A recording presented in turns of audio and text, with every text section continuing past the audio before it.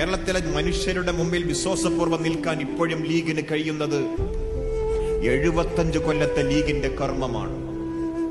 ബൈത്തുറഹ്മ കൊടുക്കുമ്പോൾ ബൈത്തുറഹ്മയിൽ പാർക്കാൻ വരുന്നവനോട് ലീഗ് തന്റെ കയ്യിലുള്ള പാർട്ടി മെമ്പർഷിപ്പ് ഏതാണെന്ന് ഇന്നേവരെ ചോദിച്ചിട്ടില്ല. CH സെന്ററിൽ ഞങ്ങൾ അച്ചടിച്ചു വച്ചിരിക്കുന്ന അപേക്ഷാ ഫോമുകളിൽ പാർട്ടി ഏതെന്ന് ചോദിക്കുന്നില്ല.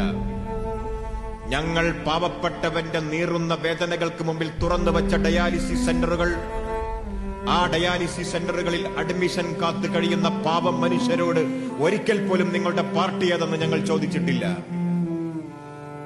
അത് ഞങ്ങൾക്ക് മാത്രം ചെയ്യാൻ കഴിയുന്ന ഒരു രാഷ്ട്രീയമാണ്.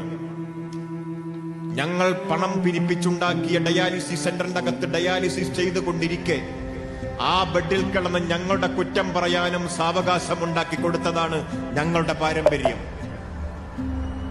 1000 ഭവനങ്ങൾക്ക് കുറ്റിയടിച്ച മോങ്ങത്തെ വേലു ആശാരി തൊട്ട് സുപ്രത്തോ കപ്പിൽ ഇന്ത്യയുടെ ഗോൾ വലം തീർത്ത ഗോൾ കീപ്പറുടെ വരെ വീടെന്ന സ്വപ്നം സാക്ഷാത്കരിച്ചത് ഞങ്ങളുടെ ബൈത്തുറഹ്മ പദ്ധതിയാണ് എന്ന അഭിമാനത്തോടു കൂടി പറയാൻ സാധിക്കും.